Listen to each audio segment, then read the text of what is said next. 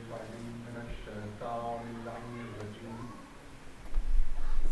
بسم الله الرحمن الرحيم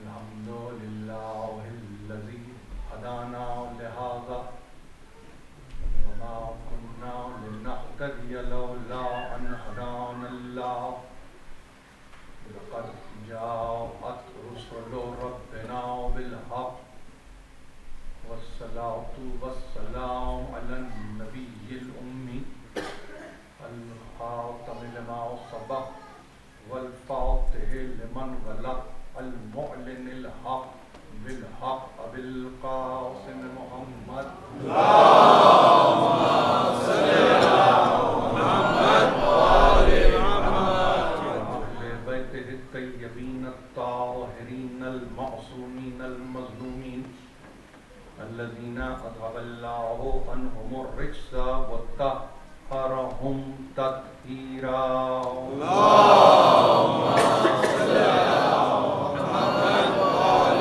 محمد أما بعد فقد قال الله سبحانه وتعالى في محكم كتابه الحكيم أفلا يتدبرون القرآن أم على قلوب أقفالها صلوات اللهم صل على محمد وآل محمد.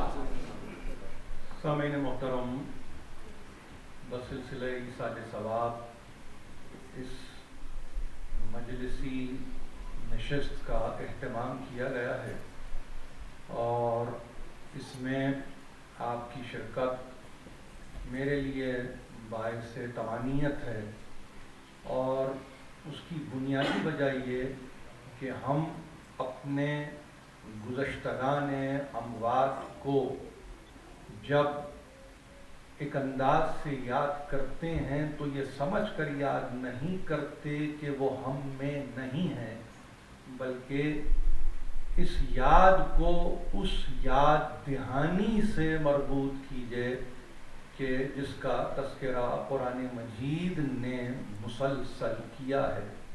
ہمارے لیے یہ نشستیں بڑی اہمیت کی حامل ہوا کرتی ہیں، اور ان نشستوں میں ہم نے کبھی بھی ذاتی صفات کو مرنے والے کی بیان نہیں کیا ہے، گزرنے والے کی بیان نہیں کیا ہے، بلکہ ہم نے ان نشستوں سے وہ قوت حاصل کی ہے جو کلام مجید نے ہمیں عطا کی ہے۔ ایسی صورت میں ظاہر ہے کہ وقت پر بھی میری نگاہ ہے، آپ یقیناً میرے علم میں یہ بات ہے کہ یہ ایک طولانی نشست ہے جس کا آپ مسلسل حصہ رہے ہیں۔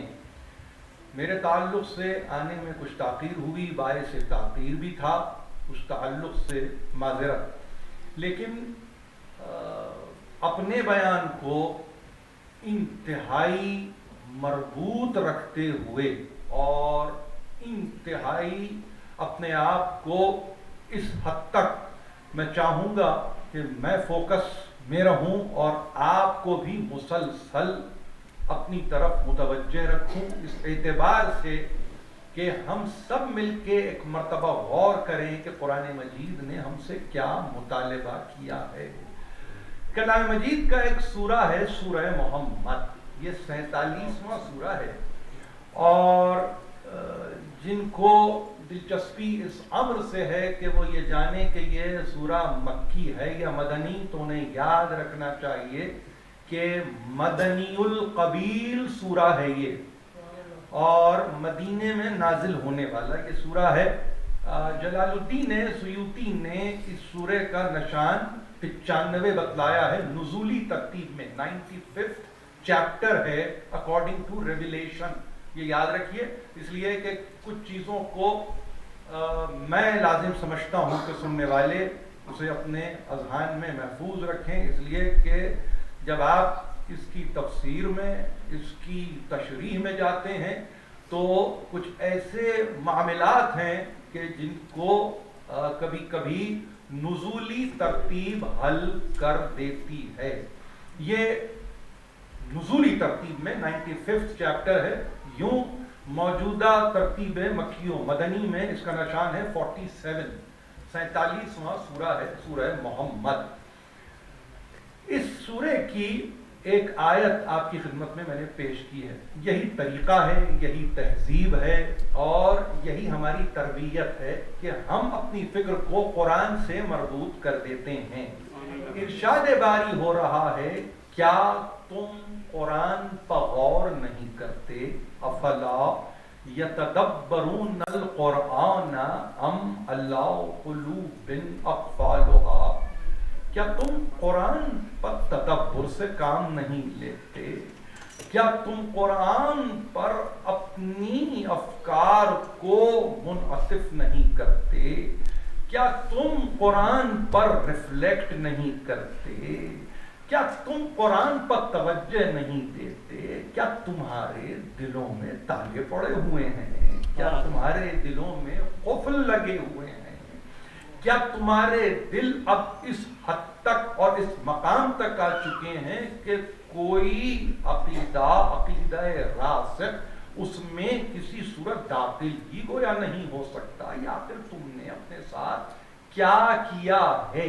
دیکھیے، کلام مجید کے پڑھنے والے ہیں، آپ کے سامنے ترجمہ ہے، آپ کے سامنے تفسیر ہے، اور میرا علمی مطالبہ آپ سے یہ ہے کہ اس تقریر کے بعد جائیں اور جا کے آپ سورہ محمد کے اس آیت کو، جو 24ویں آیت ہے، اس کو ضرور دیکھیں۔ ایک مرتبہ میں چاہوں گا کہ دیکھیں، جس مکتبہ فکر سے آپ کا تعلق ہو، ضرور جا کے آپ ایک مرتبہ اس کا مطالعہ کریں۔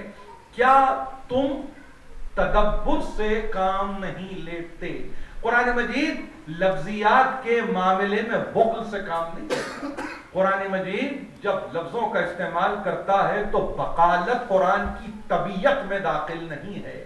یعنی اگر قرآن چاہتا تو یہاں لفظ تفکر بھی استعمال کر سکتا تھا، لیکن قرآن کے تعلق سے جب گفتگو ہوئی تو کہا، کیا تم تدبر سے کام نہیں لیتے؟ تو معلوم یہ ہوا تدبر کچھ اور ہے، تفکر کچھ اور ہے۔ ان فی ذالک لآیات لقوم یتفکرون، ایک منزل نہیں، کئی منازل پہ قرآن نے جب گفتگو کی ہے تو ہمیشہ یہ کہا ہے کہ تم ان آیتوں پر تفکر نہیں کرتے، لیکن جب مجموعی طور پر قرآن کا تذکرہ آیا تو پھر وہاں تفکر کی گفتگو نہیں کی ہے، وہاں تدبر کی گفتگو کی ہے۔ علماء لغت نے جب تفکر اور تدبر کی تعریف کی ہے تو ایک واضح فرق رکھا ہے، اس فرق کو سمجھنے کی ضرورت ہے۔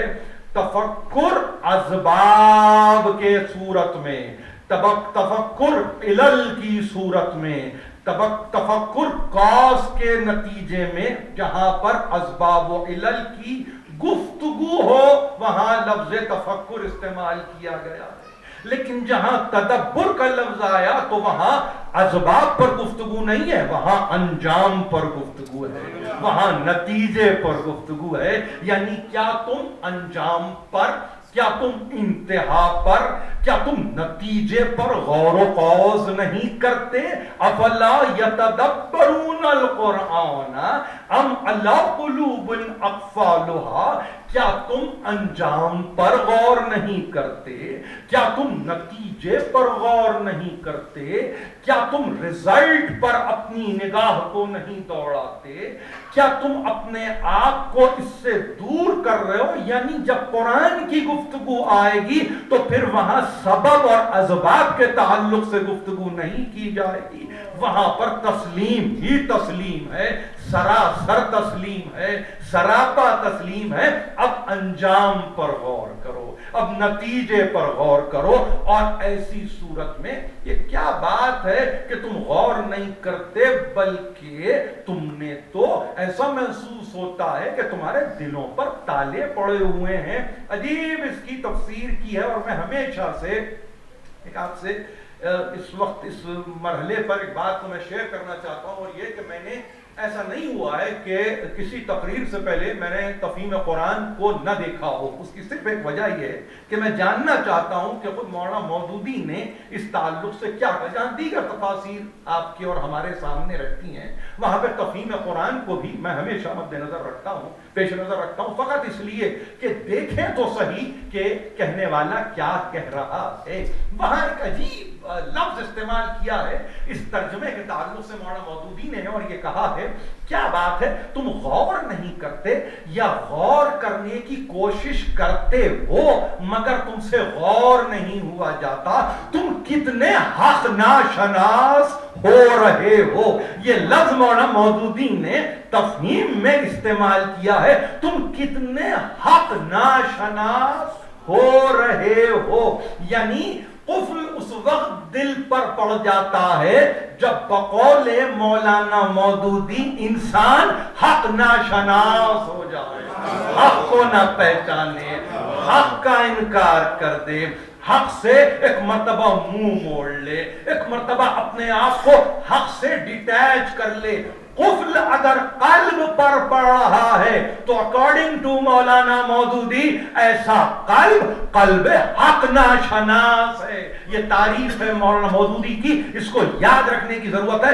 اس لیے نہیں عرض کر رہا ہوں کہ یہ میرے مطلب کا لفظ ہے, اس لیے یہ آپ تک پہنچا رہا ہوں تاکہ کبھی کبھی دیکھیں کہ ہماری فکر جو ہم سے غیر رہی ہے وہ جب قرآن کو ایک مرتبہ پیش کرتی ہے ترجمے کی صورت میں تو وہ کس منزل کمال پر اس ترجمے کو لے جا کر چھوڑ دیتی ہے. کلام مجید کا ترجمہ کیا ہے, تفسیر کی ہے نہیں بلکہ ترجمانی کی ہے مولانا مودودی نے, اور بڑی وضاحت سے کہا ہے کہ میری مجال نہیں ہے کہ میں تفسیر کر سکوں, میری تو صرف کوشش یہ ہے کہ میں عامت الناس کے افکار کی ترجمانی اس ترجمے کی صورت میں کر سکوں. ایک بیڑا اٹھایا اور بہت بڑا کام کیا ہے مولانا مودودی نے, یہ کسی اور وقت کے لیے گفتگو ہے, مگر انہوں نے اس آیت کا ترجمہ کرتے ہوئے براہ راست کہا ہے قفل ایسی صورت میں پڑ جاتے ہیں جہاں انسان حق نا آشنا ہو, حق ناشناس ہو. یعنی کیفیت یہ ہے کہ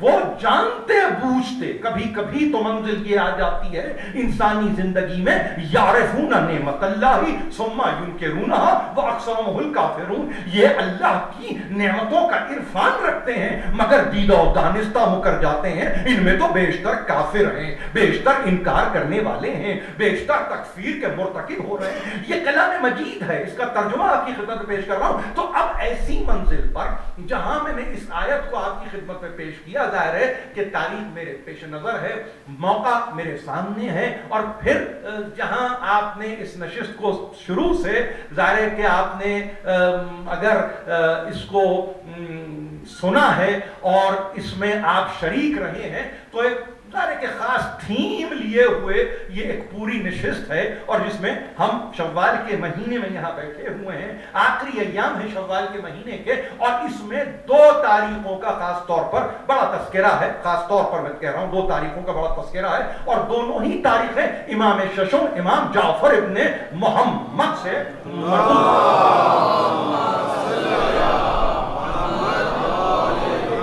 15 شوال اور 25 شوال, دونوں تاریخوں کا تذکرہ علامہ مجلسی نے, یعنی ملا باقر مجلسی, ان کا سن ولادت یاد رکھیے 1037 ہجری, ان کا سن وفات یاد رکھیے 1111 ہجری. یہ آپ کے سامنے ولادت کا سن دیا, وفات کا میں نے سن دیا. آپ کو لازم ہے کہ آپ یاد رکھیں انتہائی اہم اپنے دور کا عالم ہے, فقط اپنے دور کا نہیں آج تک بلکہ اگر میں یوں کہوں تا قیام قیامت اگر آپ کو اپنے عقائد کی درستگی چاہیے تو صاحب بہار الانوار کو آپ کو اپنی نگاہوں میں محفوظ کرنا ہوگا. اس شخصیت نے جو عالم اسلام کی اتنی بلند عظمت شخصیت ہے, بے اختیار 2 تاریخوں کی طرف نشاندہی کی ہے, 15 شوال اور 25 شوال, اور امام ششم سے ان تاریخوں کو ظاہر ہے کہ منسوب کیا ہے. میں کیسے شوال کے مہینے میں رہتے ہوئے اس امام سے علیحدہ رہ سکتا ہوں, میں کیسے شوال کے مہینے میں رہتے ہوئے اپنی فکر کو اس فکر سے علیحدہ کر سکتا ہوں, ظاہر ہے کہ میرے پاس کوئی صورت نہیں ہے. عرض کروں آپ سے ایک بات، اور وہ بات یہ ہے کہ مسلمان کے لیے اس کی شان میں اضافہ ہے اگر وہ قرآن پر تدبر سے کام لے۔ تفکر تو اپنے مقام پر ہے، آیتوں پر تفکر کرنا ہے، قرآن میں تدبر کرنا ہے۔ آیتیں کھلی ہوئی ہیں، سامنے ہیں، جستا جستا آیتیں ہیں، اور ظاہر ہے کہ اس کے لیے لفظ استعمال کیا لقوم یتفکرون، ایسی قوم کے لیے جو فکر کرنے والی قوم ہے، تفکر کرنے والی قوم ہے، وہ قوم جو کہ فکر کو اور معرفت کو اپنی زندگی کا ماحصل بناتی ہے۔ اس قوم سے پروردگار علی اعلیٰ گفتگو کر رہا ہے، مگر جب تدبر کی گفتگو آتی ہے قرآن مجید میں تو ایسی منزل پر اس امام کا کمال یہ ہے۔ اب ہم ذرا سی گفتگو کو تھوڑا سا آگے بڑھائیں۔ انہوں نے کلام مجید کی جہاں بیشتر آیتوں کو اپنے اقوال میں پابند کیا ہے، وہاں پر اس آیت کو بھی خاص مقام پہ جا کے صرف کیا ہے، اس پر انتہائی توجہ کی ضرورت ہے۔ دیکھیے یہ کون ہے جعفر ابن محمد، یہ کون ہے امام ششم؟ ان کے تعلق سے اپنی بات کرتا ہوں تو ظاہر ہے کہ آپ نے وہ باتیں سن رکھی ہیں، اور میں سمجھتا ہوں کہ ہمارے بچوں تک وہ باتیں پہنچائی جاتی رہی ہیں۔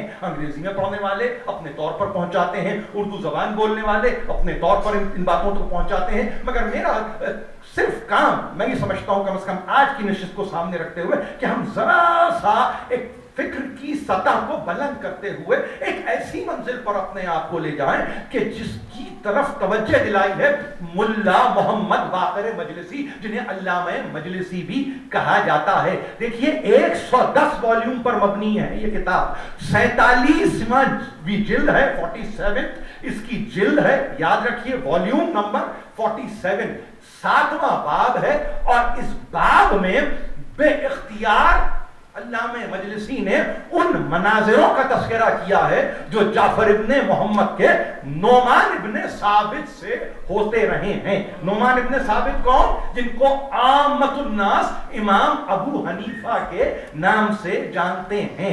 امام ابو حنیفہ کے تعلق سے دلچسپ بات آپ سے عرض کروں، آپ کی میں سمجھتا ہوں کہ آپ کا علمی مرتبہ، آپ کا علمی درجہ بہت بلند ہے۔ میں ایک ان کا قول آپ کی خدمت میں نقل کرتا ہوں، نہیں معلوم آپ کو وہ قول کون سی تاریخ میں لیے جائے گا، ظاہر ہے کہ وہ ماضی کی تاریخ ہے، مستقبل کی تاریخ نہیں ہے۔ بے اختیار ایک منزل پہ کہا ہے اپنے تعلق قاتل کو بتلاتے ہوئے کہ 2 سال ایسے میری زندگی میں گزرے ہیں، لولا السنتان لحلق النعمان۔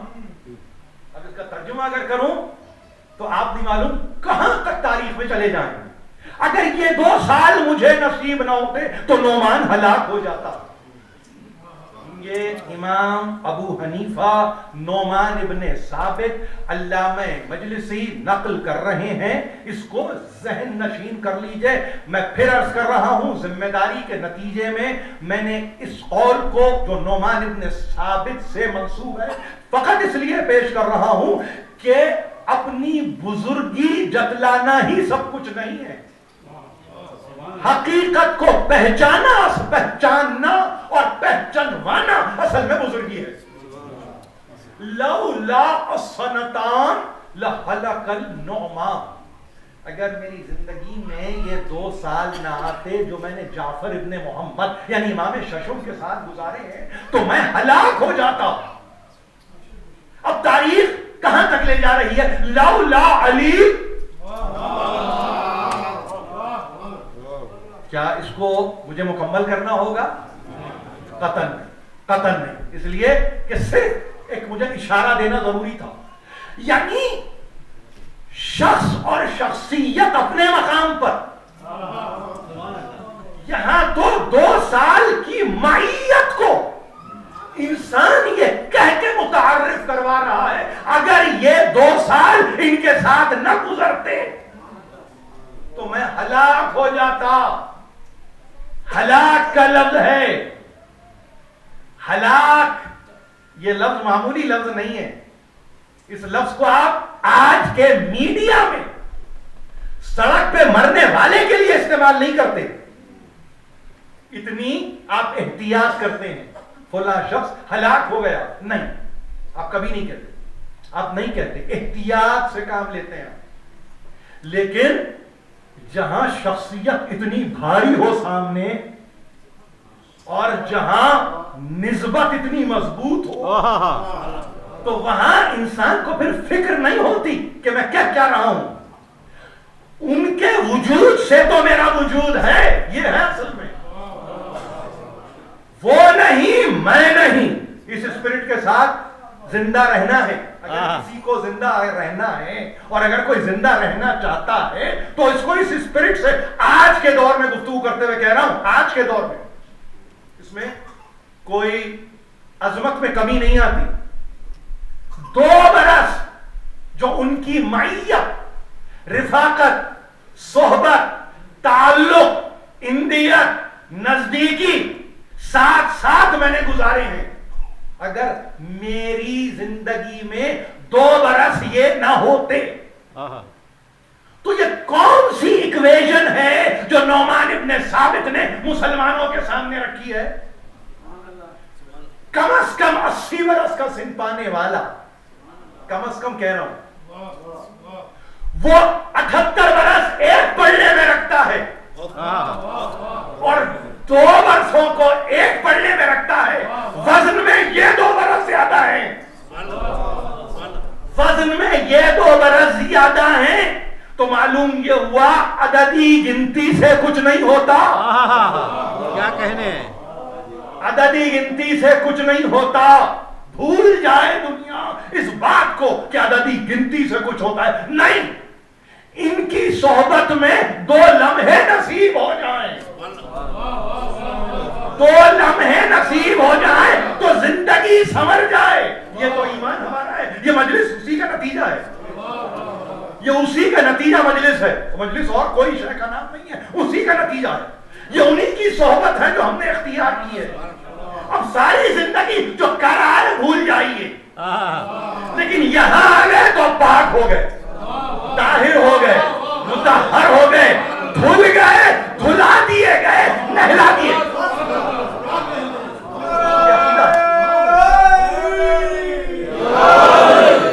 یہ عقیدہ اور انتہائی عقیدت کے ساتھ اس عقیدے کو پیش کر رہا ہوں آپ کے سامنے. وہ کہ جس کو دنیا نے آپ سے دور رکھا ہے، نہیں معلوم کیوں، وہ یہ کہہ رہا ہے 2 برس نہ ہوتے یہ 2 برس تو میری عمر ہی نہیں، عمر ناتمام نہیں، عمر ناکام، ناتمام نہیں، ناکام. ایسی کہ ہلاکت جس کا مقدر ہلاکت ہو. یعنی اس نے 2 برس کو اپنے لیے وجہ افتخار بنا لیا. تو کسی کو پورا علی اگر ملتا ہو اور اگر وہ یہ کہہ رہا ہو تو حیرانی کہاں اور پریشانی کہاں. آپ کہہ رہے ہیں کہ بین الفریقین کوئی ڈائیلاگ کریٹ کیا جائے. میں کہہ رہا ہوں گفتگو تو یہ ہے، اس کو تو سمجھ لیں کہ کیا کہنے والا کہہ چکا تھا اور کیا اسی کے سلسلے میں آنے والا کہہ رہا ہے. ان کے اجداد نے کہا یہ نہ ہوتے تو میں مر جاتا. یہ کہہ رہے ان کے ساتھ سال نہ گزارتا تو مر جاتا. موت مقدر بن جاتی ہے اگر یہ نہ رہے. کیا کہنے، باقی رہنا ہے تو ظاہر ہے کہ باقی رہنے کے لیے تو میں سمجھتا ہوں کہ اپنے آپ کو اس بات کے لیے تیار کرنا ہوگا کہ ایسے کڑوے حقائق کا سامنا کیا جائے. میں اس لیے عرض کر رہا ہوں آپ سے اور اس پر زور اس لیے دے رہا ہوں کہ معمولی صحبتیں نہیں ہیں نعمان ابن ثابت کی. عجیب بات آپ سے کروں، 7واں باب ہے، باب مناظرہ مجلسی نے قائم کیا ہے 47ویں جلد میں، اور اس کا انتہائی واقعہ سمجھتا ہوں کہ آج کی ہماری مجلس کا خلاصہ ہے. ایک مرتبہ ظاہر ہے کہ فیاض کا دسترخوان تھا اور اس دسترخوان پہ سب ہی ہوا کرتے تھے. یہ بھی مغالطہ ہے کہ کسی اور کا دسترخوان نہیں، فیاض کا دسترخوان. کوئی کسی مکتبہ فکر سے متعلق ہو آئے، ساتھ بیٹھے، ماحضر تناول کرے، ہم سے کچھ باتیں سنے، کچھ دل کی باتیں کہے اور چلا جائے. یہ دروازہ کھلا ہے. اس وقت بھی کھلا تھا، آج بھی کھلا ہوا ہے. یہ دروازہ بند نہیں ہوا، یہ دروازہ بند نہیں ہوا، دروازہ ہے. اسی طرح سے دسترخوان چنا ہوا تھا. امام ششم دسترخوان پہ تشریف فرما تھے. ایک مرتبہ نعمان ابن ثابت آئے اور آ کر دسترخوان پہ بیٹھ گئے. بعد بسم اللہ ماں حضرت کو نوش کیا گیا. انتہا میں جا کے ایک مرتبہ جب کھانا تمام ہوا تو بے اختیار امام ششم نے کہا الحمدللہ رب العالمین اللہم انا ھذا منک ومن رسولک. یہ کل تقریر ہے آپ کے سامنے جو میں پیش کر رہا ہوں. شکر ہے پروردگار کا جو عالمین کا رب ہے. اللہم انا ھذا منک ومن رسولک. شکرانہ ادا کرتے ہوئے الحمدللہ رب العالمین پہ آ کے کلام کو ختم نہیں کیا بلکہ آگے بڑھاتے ہوئے کہا بار الہ یہ تیری جانب سے تھا اور تیرے رسول کی جانب سے عطیہ تھا. نعمان ابن ثابت نے علامہ مجلسی اب لکھ رہے ہیں کنز الفوائد راوی کراجکی جس نے روایت کو نقل کیا بے اختیار کہا یا ابا عبداللہ اجعلت مع اللہ شریکا. اے ابو عبداللہ آپ نے اللہ کے ساتھ غیر اللہ کو شریک کر دیا. آپ سمجھ رہے ہیں کتنی بحث ہے, کب کی بحث ہے, کتنی پرانی بحث ہے, کتنی پرانی بحث ہے یہ. اور اس بات کو میں کہنا چاہتا تھا اس امام کے صدقے, اس امام کے تعلق سے, اس امام کے صدقے میں اس بات کو آپ کو کہنا چاہتا تھا. سمجھ لیجئے آپ کا موقف کیا ہے اور آپ کے غیر کا موقف کیا ہے. پروردگار سب شکر ہے تیرا میرے مالک, تو مربی ہے, تو رب ہے, تو پالنے والا ہے, تو نعمتوں کا دینے والا ہے, تو مشفق ہے, تو محسن ہے, تو احسان کرنے والا ہے, تو خزائن سے خزانہ دینے والا ہے, سب کچھ ہے. بارے الہ یہ تیری جانب سے عطیہ تھا اور تیرے رسول کی جانب سے عطیہ تھا. یہ ہے معصوم,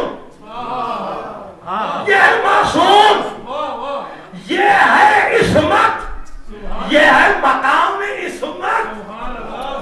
غیر معصوم کا جواب کیا ہے سنیے, اس لیے کہ اسی میں نتیجہ ہے افلا یتدبرون القرآن ام علی قلوب اقفالها. بے اختیار کہا یا ابا عبداللہ یہ آپ نے اللہ کا شکر ادا کرتے کرتے غیر اللہ کو شریک کر دیا. کس کا تذکرہ کیا تھا؟ رسول کا تذکرہ کیا. آرڈینری مائنڈ نے کیا سمجھا کیا بات ہے کہ رسول غیر خدا ہے. میں اگر آپ کی توجہات کو, میرے پاس بہت محدود وقت ہے مگر میں چاہتا ہوں ہمارا بہت ہی پروڈکٹیو وقت ہو, اس لیے کہ اگر ہم نہ سمجھ سکے تو یقین جانیے بہت دیر تک یہ ٹیڑھ باقی رہے گی. میں اس ٹیڑھ کو, اس کجی کو دور کرنا چاہتا ہوں. آپ سمجھیں کہاں اللہ کا شکر ادا نہیں کیا جاتا, ہر موقع پر اللہ کا شکر ہے. اضافہ نہیں ہے, بدعت نہیں ہے, ایجاد نہیں ہے, کوئی نئی ترکیب نہیں ہے, نہیں, عقیدے کی درستگی ہے, عقیدے کی درستگی ہے.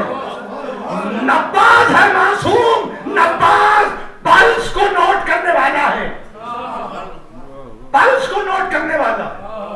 کہا کہ آج فور دا فائنل ٹائم, جس کو کہتے ہیں نا ہمیشہ ہمیشہ کے لیے, اس مسئلے کو میں آج حل ہی کر دوں, اس وسوسے کو میں ختم ہی کر دوں.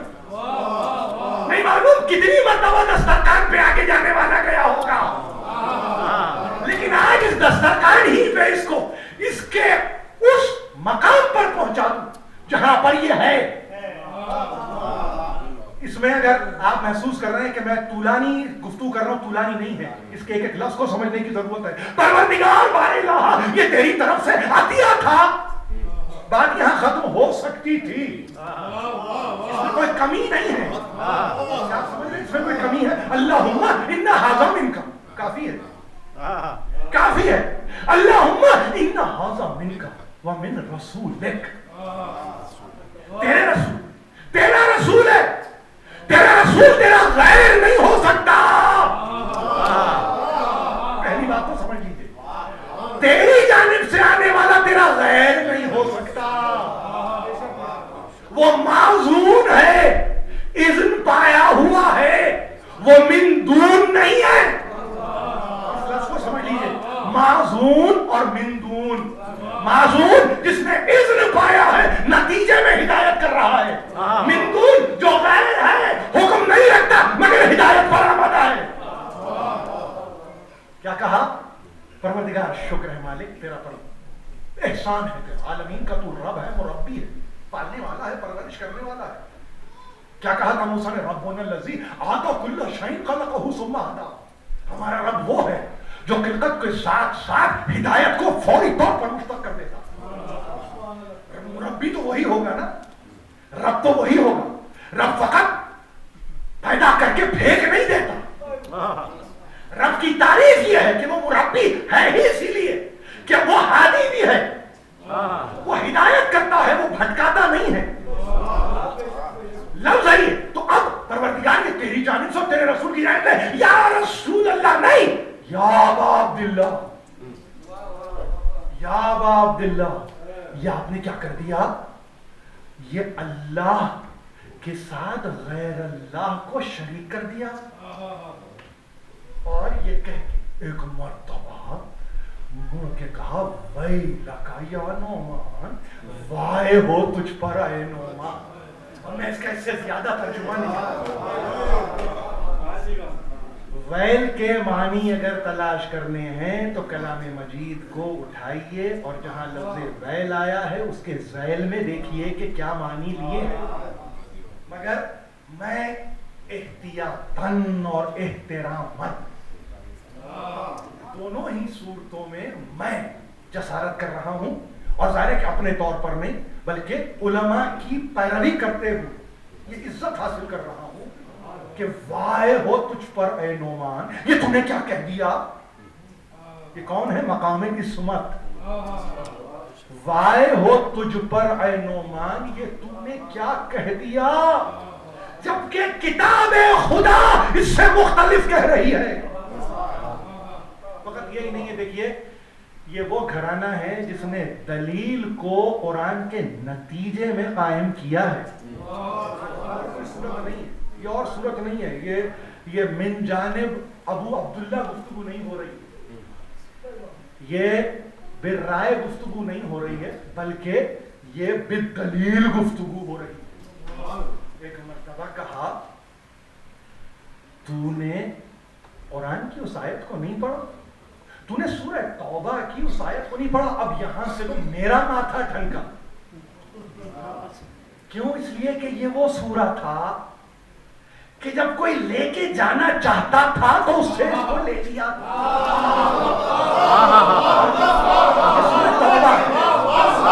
मैं अगर हिकमतों को तलाश करने पर आऊं, मैं अगर हिकमतों को तलाश करने पर आऊं तो आपसे मैं क्या कहूं? सूरह तौबा से आयत पढ़ी है, ये जानते हुए कि इनके अजदाद में ले जाने वाले जब ले जाने की कोशिश कर रहे थे तो हुक्म आया था या तू जाए या वो जाए, जो कुछ से वापस था।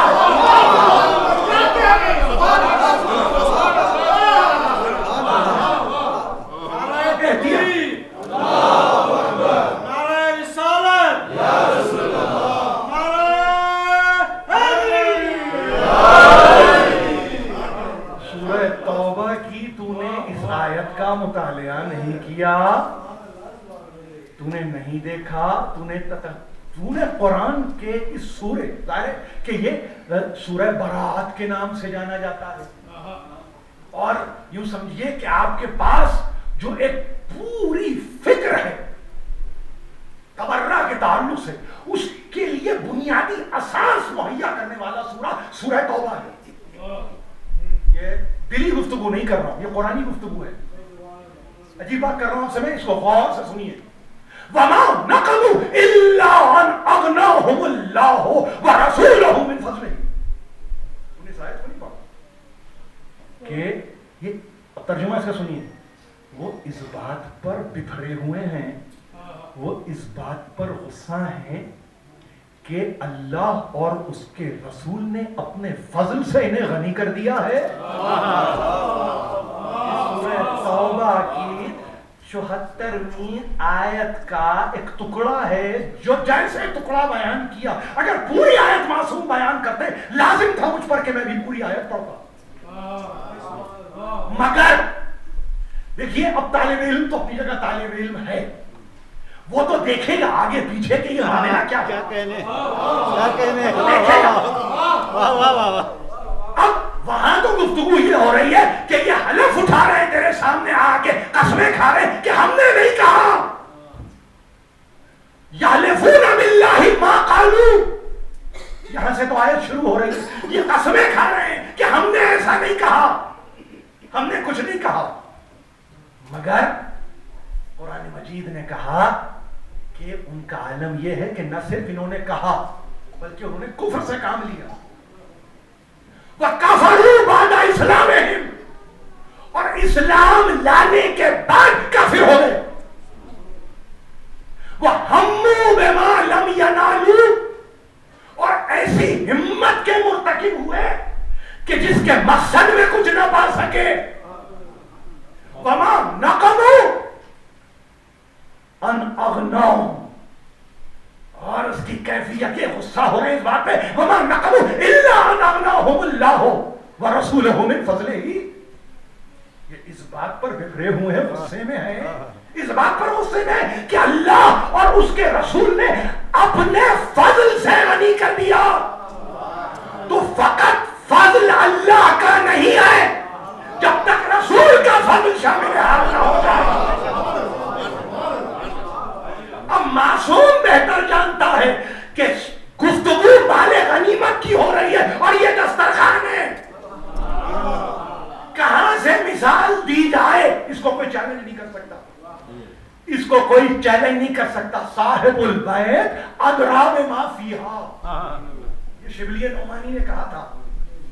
نعمان ابن ثابت کا جب کسی نے موازنہ کیا جعفر ابن محمد سے تو کہا عبث ہے، بیکار ہے اس طرح کا مطالبہ کرنا کہ کون کس سے افضل ہے اور کون مفضول ہے.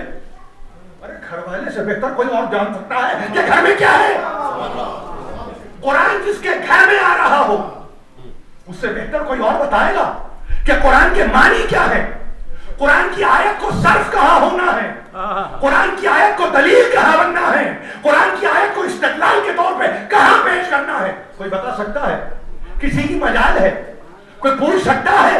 ایک مرتبہ کہا اس بات پر بکھرے ہوئے ہیں کہ اللہ اور اس کے رسول نے اپنے فضل سے انہیں غنی کر دیا ہے. اور دوسری آیت تیرے پیش نظر نہیں ہے، وہ بھی سورہ توبہ سے ہے. سن اب یہ میں کیا کروں آپ سے، یہ کتنی مرتبہ سورہ توبہ کا حوالہ دیا. یعنی اگر آج کا کوئی بہت سینسٹیو ذہن فقط اس واقعے کو لکھتے ہوئے سورہ توبہ کی نزولی ایک کیفیت کو بیان کرے اور یہ کہے کہ ڈپرائیو کیا ہے، ڈپرائیو کیا، آنر دینے کے بعد، عطا کر دینے کے بعد، حوالے کر دینے کے بعد، تاکہ قیامت تک کے لیے مثال قائم ہو کہ دیتے بھی ہیں اور دے کے لے بھی لیتے ہیں، اس لیے کہ عطا ہماری میراث ہے،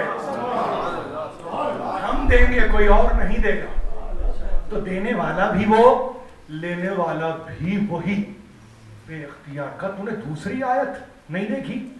وَلَوْ أَنَّهُمْ رَضُوا، کاش کہ یہ راضی ہو جاتے، مَا آتَاهُمُ اللَّهُ، ورسولہ وقالوا حسبنا اللہ سیؤتینا اللہ من فضلہ ورسولہ وإنا الی راغبون. یہ 59ویں آیت. ایک مرتبہ کہا کاش کہ یہ اس بات پہ راضی ہو جاتے. وہاں اردو ترجمہ تو نہیں ہے, یہ تو میری اور آپ کی تفہیم کے لیے اردو ترجمہ ہے. وہاں تو جس کو بات کہی ہے اور جس سے کہی اس تک پہنچ چکی, اس کو ترجمے کی ضرورت نہیں ہے. یہ میری اور آپ کی تسلی کا نام ترجمہ ہے. ہمیں تسلی ہو جائے یہ ہے ترجمہ, ورنہ متن جا چکا, بیان ہو چکا, پہچاننے والا پہچان چکا, جاننے والا جان چکا, پیغام کو قبول کرنے والا پیغام کو قبول کر چکا. کاش کہ یہ راضی ہو جاتے اس عطا پر کہ جو اللہ اور اس کے رسول نے انہیں عطا کیا تھا, اور یہ کہتے وقالوا حسبنا اللہ سیؤتینا اللہ من فضلہ ورسولہ. اور کیا ہی اچھا ہوتا کہ یہ کہتے کہ اللہ ہمارے لیے کافی ہے, جو دیتا ہے اللہ دیتا ہے, جو دینے والا ہے اللہ دینے والا ہے, اور اس کا رسول دینے والا ہے. اب وہ ماضی ہے تو رسول دیتا ہے, وہ حال ہے تو رسول دیتا ہے, وہ مستقبل ہے تو رسول دیتا ہے.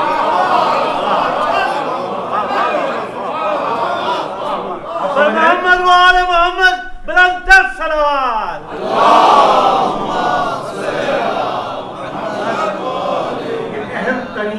اہم ترین مسئلہ ہے جس کی طرف میں چاہتا تھا آج کہ آپ کی توجہات رہیں اور مسلسل رہیں, تواتر کے ساتھ رہیں.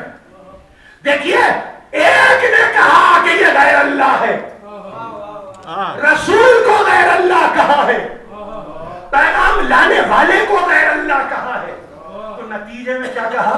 نتیجے میں کہا یہ کیا ہو گیا؟ ویل ہو تجھ پر, وائے ہو تجھ پر. میں کچھ اور نہیں کہوں گا, میں کچھ اور نہیں کہوں گا.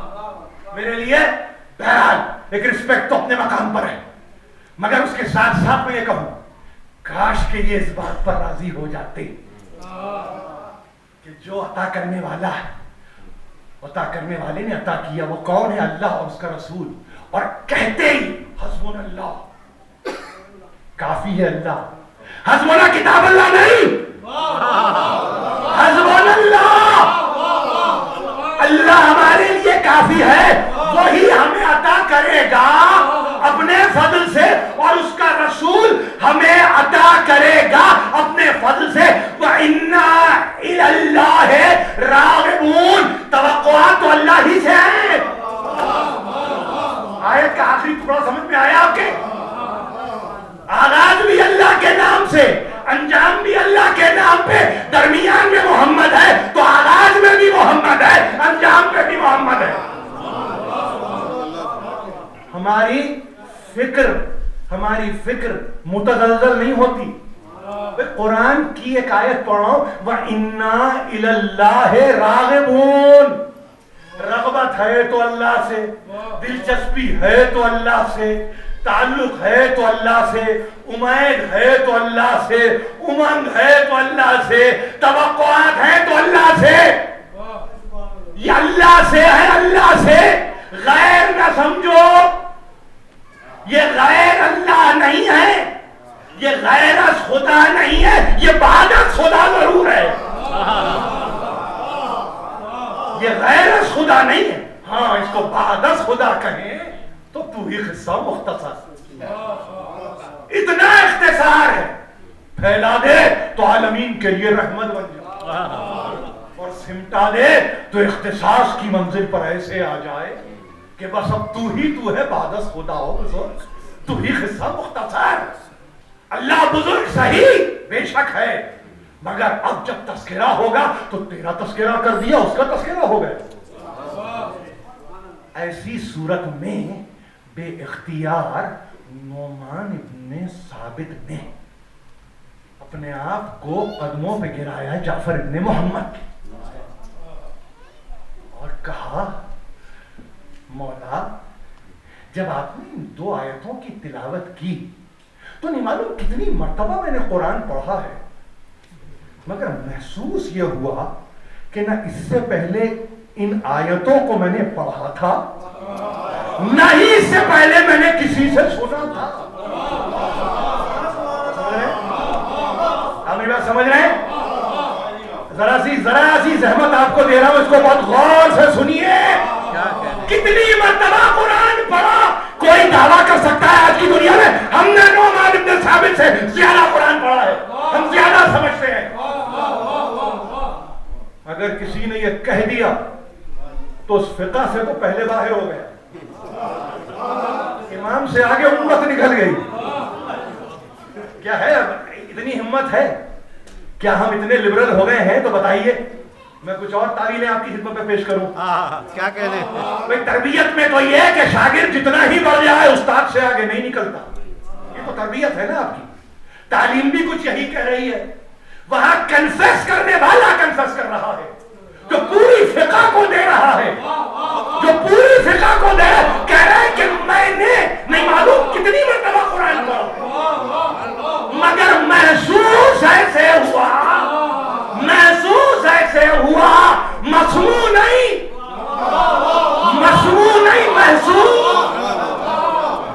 مسموع کا تعلق سماعت سے، محسوس کا تعلق قلب سے ہے، نگاہ سے ہے، بصیرت سے ہے، فراست سے ہے. مگر محسوس یہ کر رہا ہوں کہ نہ میں نے اس آیت کو اس سے پہلے کبھی پڑھا، اور نہ ہی میں نے کسی سے اس آیت کو سنا.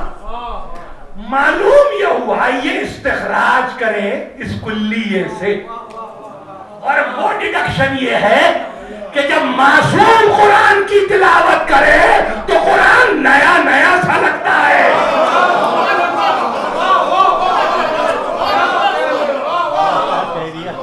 اسی لیے ہم نے اپنی زندگیوں میں اس احتیاط کامل کو باقی رکھا کہ ہم کسی سے قرآن نہیں لیں گے.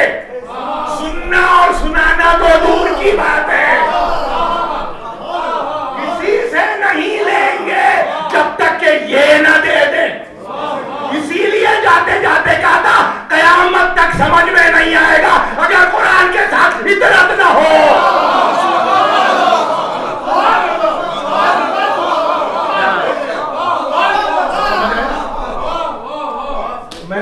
یقین جانیے، خدا گواہ ہے، مجھے معلوم ہے زبان کا مسئلہ ہے، یہاں بیان کا مسئلہ ہے، یہاں ڈکشن کا مسئلہ ہے، یہاں مجلسی آداب کا مسئلہ ہے، یہاں میں سب کچھ جانتے ہوئے میں نے ایک ایسے مضمون کو آپ خدمت میں آج باندھا ہے کہ کم از کم ہمارے پاس بھی اگر کوئی ذہن عمومی رکھتا ہو اور اگر اسے کہیں کوئی پریشانی ہوتی ہو تو ذرا سا وہ آگے بڑھ کے ان گوہرہائے آبدار کو اپنے دامن کا حصہ بنائے.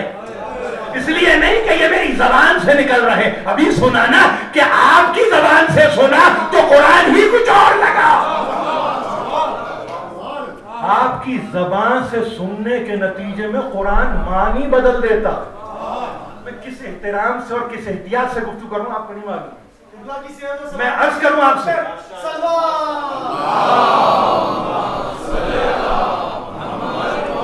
زیادہ وقت نہیں دیکھیے، میں چاہتا ہوں کہ کہیں ذہن پبار بھی نہ ہو اور ہم انتہائی پروڈکٹیو ہوں، اور اس تقریر کے تعلق سے میں ری پروڈکٹیو بھی ہو جائیں.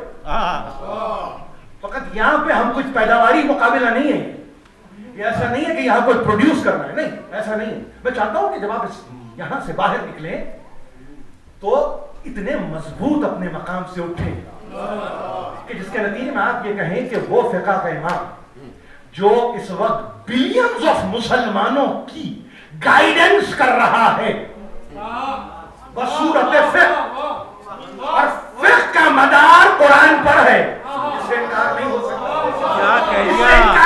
6666 آیتوں میں 2 کے تعلق سے کہہ رہا ہے کہ آپ سے سنا تو ایسا لگا اس سے پہلے پڑھا بھی نہیں تھا اور سنا بھی نہیں تھا.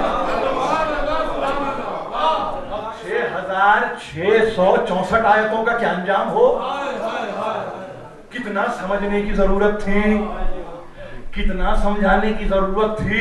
کیا ان مباحث میں اب ہم جائیں گے کہ کتنا سمجھا گیا، کتنا نتیجے میں سمجھایا گیا، کیسے فقہ کی تدوین ہوئی، یہ فقہ کیوں کر بنی، ابو حنیفہ سے مالک کیسے انسپائر ہوئے، امام شافعی کیسے انسپائر ہوئے، احمد ابن حنبل کیسے انسپائر ہوئے؟ کیا اس پر گفتگو ہوگی؟ آئیے کسی اور وقت کے لیے اٹھا رکھیں، کسی اور وقت کے لیے اٹھا رکھیں۔ آج کے لیے تو گفتگو یہ ہے کہ مولا آپ کی زبان سے قرآن جب سنا ایسے کبھی پڑھا تھا، نہ ایسے کبھی کسی سے سنا، تو یہاں واقعہ ختم ہو جاتا تو تقریر بھی ختم ہو جاتی، لیکن یہاں واقعہ ختم ہی نہیں ہوا۔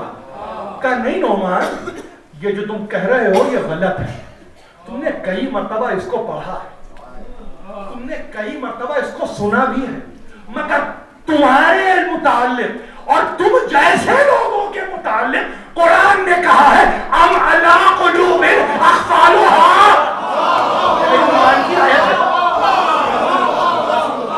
یہ میری عنوان کی آیت ہے۔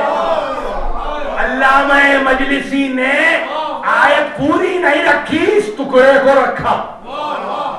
آپ کو معلوم ہے فقط اس لیے کہ یہ آیت 2 مرتبہ استعمال ہوئی ہے قرآن میں، آغاز میں، یعنی افلا یتدبرون القرآن، ایک مرتبہ یونس میں بھی ہے، اور اس کا ترجمہ یہ ہے کہ کیا تم قرآن میں تدبر نہیں کرتے؟ اگر یہ قرآن کسی غیر سے آتا اور غیر اللہ کی طرف سے آتا تو اس میں اختلاف کثیر پاتے، لیکن معصوم کا کمال یہ ہے کہ آیت کے آخری ٹکڑے کو رکھا کہ کہیں یونس میں جا کے نہ الجھ جانا، محمد سے اس کو مربوط کر دینا، افلا یتدبرون القرآن ام علی قلوب اقفالها، تم قرآن میں تدبر نہیں کرتے۔ تدبر یعنی انجام اور نتائج پر غور کرنا ہے، تمہیں اسباب تلاش نہیں کرنا ہے، تمہیں علل تلاش نہیں کرنے ہیں، یہ تمہارا کام نہیں ہے، کاز اور ایفیکٹ کو ڈھونڈو، وہ فکر کی منزل ہے۔ جب فکر کرو نا فرادہ آیتوں پر، تو ہم نے کھولی بھی ہیں آیتیں تمہارے لیے، جاؤ وہاں کھول کھول کے پڑھو، کھول کھول کے بیان کرو، کھول کھول کے اس پہ تحقیق کرو، کھول کھول کے اس پہ تفتیش کرو، مگر ایک مرتبہ جب کامل قرآن آ گیا تو تمہیں حق نہیں پہنچتا کہ تم سبب پہ گفتگو کرو، نہیں اب نتیجے پہ گفتگو ہوگی۔ یاد رکھیے، نہیں بات کو یاد رکھیے، فکر کو سمجھ لیجئے۔ ام اللہ قلوب اقفالها، کیا ان کے دلوں پر تالے پڑے ہوئے ہیں؟ یہ فضیلت ہو رہی ہے بیان، آپ سمجھ رہے ہیں میری بات؟ اس لفظ کو آپ سے بہتر کوئی اور نہیں جانتا، یہ فضیلت بیان ہو رہی ہے۔ وہ کہہ رہے میں نے محسوس کیا، نہ کبھی میں نے ایسا پڑھا ہے، نہ میں نے کبھی کسی سے ایسا سنا، کہ نہیں غلط کہتے ہو، پڑھا بھی ہے۔ دیکھیے دیکھیے، چھوٹا نہیں سمجھا، کم نہیں جانا، حقارت سے پیش نہیں آئے، مرتبے کو برابر رکھا، مگر نتیجہ قرآن کو دینا ہے ایسوں کے تعلق سے۔ کیا کہا؟ نہیں ایسا نہیں ہے، سنا بھی ہے پڑھا بھی، مگر تم ایسوں کے لیے اور تم جیسوں کے لیے، یہ قرآن نے کہا ہے کہ ان کے قلوب پر تو تالے پڑے ہوئے ہیں، جن کے قلب حق ناشناس ہو۔ تو کبھی کبھی مولانا مودودی سے مطالبہ مت کیجئے کہ کھل کے بیان کریں، نہیں زیب نہیں دیتا، زیب نہیں دیتا، کچھ عزت بھی محفوظ رکھنی ہے۔ ایک بڑے طبقے کو بلانگ کرتے ہیں اور لاڑے کہ ان کی اپنی علمی بصیرت، ہم کو معلوم ہے کہ ایک زمانے میں پڑھنے والے جب پڑھیں گے تو خود بخود یہ قرآن کھلتا چلا جائے گا۔ ایک لفظ نے، ایک لفظ حق ناشناس، ایک لفظ نے تعریف کر دی جمہور کی، جمہور کی تعریف کر دی، جمہور کو فقہ دینے والا، جمہور کی تعریف اس لفظ میں ہو رہی ہے۔ یہ وہ دل ہیں جو حق ناشناس ہیں، تو پھر یہ سپاس گزار ہوں گے؟ یہ تو ناس سپاس ہیں، یہ متشکر ہوں گے؟ نہیں، یہ متشکر نہیں ہوں گے، یہ شکرانہ نہیں ہے، مشرکانہ باتیں کر رہے ہوں گے۔ جو شکرانے کی منزل پہ مشرکانہ عقائد کو پیش کر دے اور یہ کہے کہ رسول غیر اللہ ہے، شکرانہ نہیں مشرکانہ. ذرا سا فرق ہے اس کو سمجھ لیجیے، ذرا سا فرق ہے اس کو سمجھ لیجیے. شکرانہ نہیں، یہ تو آپ نے مشرکانہ بات کر دی. ویل ہو تجھ پر نعمان، یہ تو نے کیا کہہ دیا؟ توبہ کو نہیں پڑھا تھا مولا. یہ توبہ کیسے پڑھتے جب کسی اور نے توبہ کو نہ پڑھا؟ تو یہ کیسے توبہ کو پڑھ لیتے؟ ظاہر ہے کہ سلسلے سے سلسلہ ہی باقی رہتا ہے. یہ جو ہم یہاں تک پہنچے نا، آپ کے سلسلے میں ہے تو یہاں تک پہنچے، کسی اور کے سلسلے میں ہوتے تو یہاں تک پہنچ ہی نہ پاتے. اور ایک مرتبہ کہا سنو ایک دوسری منزل اور ہے، اور وہ دوسری منزل اور یہ ہے کہ دلوں پہ تو پڑے ہیں تالے. کلا بل ران اللہ قلوبہم ما کانوا یکسبون. سورہ تطفیف، یہ آیت ہے 14.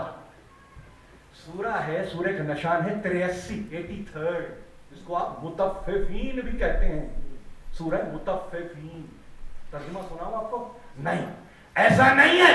اب دیکھیے ترجمہ آئیے، کلا بل ہرگز نہیں، رانا اللہ قلوبہم ما کانوا یکسبون، ایسا نہیں ہے.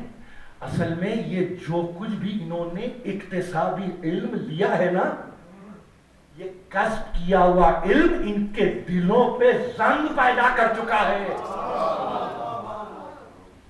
یہ جو کچھ بھی ان کا کسبی علم ہے، دیکھیے معصوم علم کسبی نہیں رکھتا، علم وہبی رکھتا ہے. اکتسابی نہیں ہوتا اس کا علم، کسی مدرسے کا مرہون منت نہیں ہوتا، کسی جامعہ کا رہین منت نہیں ہوتا، بلکہ وہ وہابی ہے. کیوں؟ اس لیے کہ انکا انت الوہاب. وہ کون ہے؟ بیسٹور ہے، وہ گرانٹر ہے، وہ دینے والا ہے، وہ عطیوں کا عطا کرنے والا ہے، وہ نعمتوں کو پہنچانے والا ہے، وہ وہاب ہے. اور وہاب علم وہابی دیتا ہے، کسبی نہیں ہوتا. جنہوں نے اپنے قیاس، گمان، ظن، تخمین، خیال، آئیڈیے کے نتیجے میں اکتساب کیا ہو تو وہاں ظن کے امکانات موجود رہتے ہیں. اور جب اتنا ہو کہ پتہ یہ چلے، تاریخ یہ بتائے کہ منع کرتے رہے کہ کبھی ظن نہ کرنا، کبھی قیاس نہ کرنا، کبھی گمان نہ کرنا. نعمان شیطان ہلاکت میں مبتلا ہو گیا، کہیں قیاس سے کام نہ لینا. مگر جس نے انکار کیا ہو معصوم کے فرمان کا، تو معصوم کو حق پہنچتا ہے کہ تیرے دل پہ اتنا ظن چڑھ چکا ہے کہ اب یہ ظن اترنے والا نہیں ہے، یہ تیرا مقدر ہے، یہ تیرا مقدر ہے. اب اس کے بعد توبہ کا دروازہ ہے، کھلا ہوا ہے. آپ سمجھ رہے ہیں؟ توبہ کرنے والا اگر توبہ کی منزل پر آ جائے، یا کو خیرن لہو، تو اس کے لیے اس میں خیر ہی خیر ہے.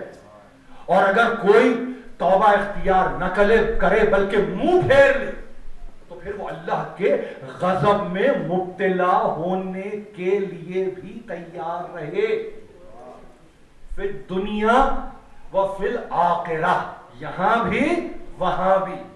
وَمَا لَهُمْ فِي الْأَرْضِ مِنْ وَلِيٍّ وَلَا نَصِيرٍ.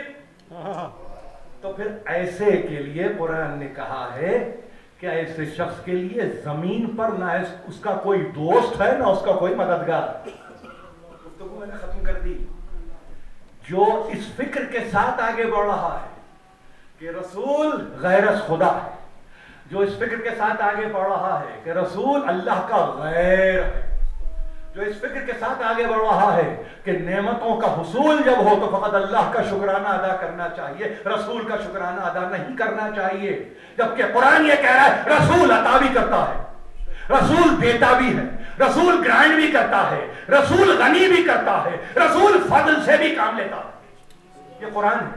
تمام ایک ایک لفظ کا میں ذمہ دار ہوں، جتنے لفظ میں نے استعمال کیے ہیں. آج غنی کرتا ہے تو رسول، آپ کی جھولی کو بھرتا ہے تو رسول، آپ کو عطا کرتا ہے تو رسول، آپ کو دیتا ہے تو رسول. فقط ایسا نہیں کہ اس نے ماضی میں دیا، سیؤتین اللہ من فضلہ ورسولہ، دیتا رہے گا۔ تو مرنے والا کبھی نہیں دیتا جب تک کہ یقین نہ ہو کہ رسول زندہ ہے۔ گفتگو ہو گئی ختم، اور چونکہ تذکرہ ہے آج اور جن کی محفل آج سجی ہوئی ہے تو ان کے تعلق سے یاد رکھیے کہ احمد ابن یحییٰ نقل کرتے ہیں محمد ابن احمد سے، اور انہوں نے نقل کیا ہے محمد ابن اسماعیل سے، انہوں نے اسماعیل سراج سے اس روایت کو نقل کیا، انہوں نے ابن مسکان سے اس روایت کو نقل کیا، ابن مسکان نے ابن ابو بصیر سے نقل کیا، ابو بصیر نے ابو الحسن اول سے اس روایت کو نقل کیا جو آپ کی خدمت میں پیش کر رہا ہوں۔ 5 منٹ کی زحمت اور تہذیب عزاداری میں جب تک 2 آنسو نہ نکلے تو معال مجلس نہیں پہنچتا۔ آپ سمجھو پہنچانا ہے، یہ تو ایصال کی مجلس ہے، مجلس ایصال ہے، بڑی ذمہ داری ہے، ہر شخص پر ذمہ داری ہے کہ جو لے اس کو پہنچائے۔ اب فرادہ لے پہنچائے، اجتماع کی صورت میں لے پہنچائے، ذمہ داری ہر شخص پر لازم۔ نقل کرتے ہیں کہ جب میرے پدر گرامی کا وقت آخر آیا تو بے اختیار کا یا بنیا انہو لا شفاعتنا من یستخفف عن الصلاۃ، اے بیٹے ہماری شفاعت اس شخص تک نہیں پہنچے گی جو نماز کو خفی جانے، جو استخفاف کرے نماز کے تعلق سے، فقہ کا دینے والا، جس کی فقہ کو آپ آج فقہ جعفری کہتے ہیں، اول نماز۔ اور ایک مرتبہ وہ کہہ رہے ہیں کہ بیٹے جاتے جاتے صرف تم سے اتنا کہوں، کوئی ہم سے شفاعت طلب نہیں کر سکتا، نہیں کسی کی شفاعت، کسی تک شفاعت پہنچ ہی نہیں سکتی۔ طلب کرنا تو ایک دوسری منزل، وہ منزل ہی کچھ اور ہے کہ طلب کیا جائے۔ ہم تو دینے والے ہیں نا، ہم تو وہاب کے نمائندے ہیں نا، ہم تو وہ کہ جو گرانٹ کرتا ہے اس کے ہم نمائندے ہیں، تو ہم دیں گے۔ ہماری شفاعت اس شخص تک نہیں پہنچے گی جو نماز کو خفی جانے۔ یہ ممبر ہے اور اس ممبر کو ممبر رسول کہتے ہیں، اور اس تعلق سے صرف اتنا کہوں کہ یہ کون ہے؟ یہ آپ کا چھٹا امام ہے۔ وصیت کس سے کر رہا ہے؟ اپنے بیٹے سے وصیت کر رہا ہے، اس بیٹے سے جو خود امام ہے۔ آپ سمجھ رہے ہیں؟ صاحب عصمت ہے۔ کیا اب عام فکر یہ کہے گی کہ فقط بیٹے کو وصیت کر رہے تھے، یا آپ کی فکر آپ کو کہیں اور لیے جائے گی کہ اس وصیت میں سب کو شامل کر رہے تھے، کہ تیرے ذریعے اگر یہ وصیت پہنچ رہی ہے ہر اس جگہ اور ہر اس مقام تک کہ جہاں ہمارا پیغام پہنچ رہا ہے، تو اس نماز کو خفی نہ جاننا، یعنی نماز کو قائم کرنے کے بعد، نمازوں کو ادا کرنے کے بعد اب اگر کہیں کوئی تصور شفاعت ہے تو وہ درست ہے، لیکن تارک الصلاۃ اگر کہیں شفاعت کے تصور کے ساتھ آگے بڑھ رہا ہے تو ایک مرتبہ کہا کہ ایسے تک ہماری شفاعت پہنچنے والی نہیں ہے۔ یہ پیغام ہے، امیر المومنین دنیا سے جاتے ہیں، وہ اللہ اللہ فی الصلاۃ، حسنین کو وصیت کی، ہاں خبردار رہنا، صلاۃ صلاۃ کیا ہے؟ ستون دین ہے، عمود دین ہے، ھذا عمود دینکم۔ کہیں ایسا نہ ہو کہ تمہاری عدم توجہ کا شکار ہو جائے یہ صلاۃ۔ یہ صلاۃ کو قائم رکھنا ہے، صلاۃ کا قیام کرنا ہے۔ نسلوں میں گفتگو ہو رہی ہے، جانے والے چھٹے امام نے اپنے بیٹے سے جو 7واں امام ہے ایک مرتبہ کہا کہ بیٹے نماز کو کبھی سبک نہ جان، کبھی نماز کے تعلق سے اپنے آپ کو منزل استخفاف پہ لا کے نہ کھڑا کر دینا۔ بے اختیار جب یہ بات ختم ہوئی تو ایک وصیت نے ایک دوسرا پہلو اختیار کیا، اور وہ ہے میرے لیے مصائب۔ کہ دیکھو بیٹے، جب ہم دنیا سے گزر جائیں تو ہر شام ایک چراغ کو ہماری قبر کے سرانے لگا دینا، ہر شام ایک چراغ سرہانے قبر منور کر دینا۔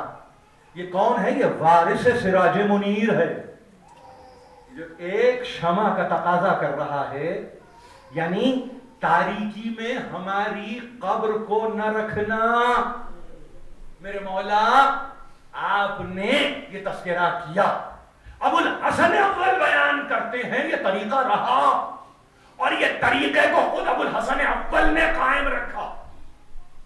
مگر کیا کیا جائے کہ ایسا امام جو ایک چراغ کی تمنا رکھتا ہو، آج اگر کوئی آپ سے یہ پوچھے کہ یہ بتاؤ کہ قبر کا نشان کہاں ہے، چراغ کی گفتگو نہیں ہے، یہ چراغ کی گفتگو نہیں ہے، شوال کا مہینہ ہے، انہدام جنت البقیع کا مہینہ ہے،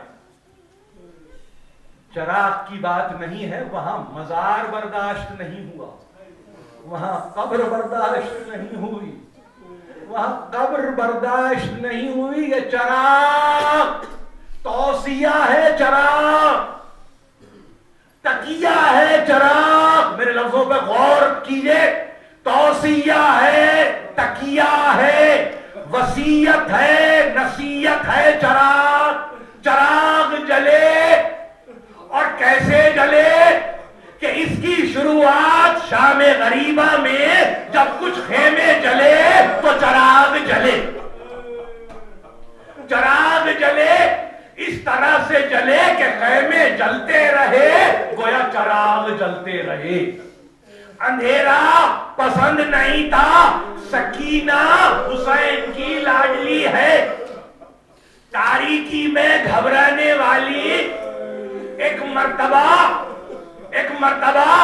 اب جب زندان تاریخ میں باپ کی یاد آئی تو تاریخ نے بتایا کہ بے اختیار اندھیرے سے گھبرائی، خواب دیکھ کر اٹھی اور کہنے لگی پھوپھی اماں ابھی بابا آئے تھے اور کہتے تھے بہت گھبرا گئی ہو، تاریکی سے آ جاؤ ہماری طرف، آ جاؤ ہماری طرف، میرے بابا آئے ہیں پھوپھی اماں اور مجھے لے جانا چاہتے ہیں۔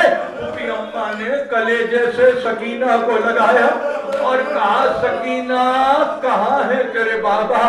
یہاں بابا نہیں ہے بیٹے، نہیں پھوپھی اماں بابا یہیں تھے، یہیں تھے، اور مجھ سے کہتے تھے اب نہ گھبرائے گی میری جان سکینہ، اب نہ گھبرائے گی میری جان سکینہ، آ جاؤ۔ آواز بلند ہوئی، ایک مرتبہ یزید کے محل میں آواز گئی، کہا کون ہے جو زور سے پکار کر رو رہا ہے؟ کسی نے کہا یزید تجھے معلوم ہے نا یہ وہ حسین کی لاڈلی ہے جس نے سر کو طلب کیا تھا نا، تو سر ایک مرتبہ ہوا کے گوشت پہ اس کے دامن کا حصہ بن چکا تھا، یہ وہی بچی ہے سکینہ، اب باپ کے سر کو طلب کر رہی ہے۔ بے اختیار کہا لے جاؤ سر حسین کو، اب جو لے کے چلے تو علماء مقاتل نے کہا یہ سر نے فقط اپنے آپ کو آغوش میں نہیں دیا ہے سکینہ کے، بلکہ تاریک راہوں کو منور کرتا ہوا چلا، روشنی بکھیرتا ہوا چلا، اور ایک مرتبہ اب جب سکینہ کی گود میں یہ سر آیا تو گال پہ گال کو رکھا، رخسار پہ رخسار کو رکھا، اور بس اتنا کہا بابا من اتمنی فی صغر السنی، بابا مجھے اس چھوٹی سی عمر میں کس نے یتیم کر دیا، بابا کس نے مجھے یتیم کر دیا۔ سکینہ کی آغوش میں حسین کا سر آیا، سکینہ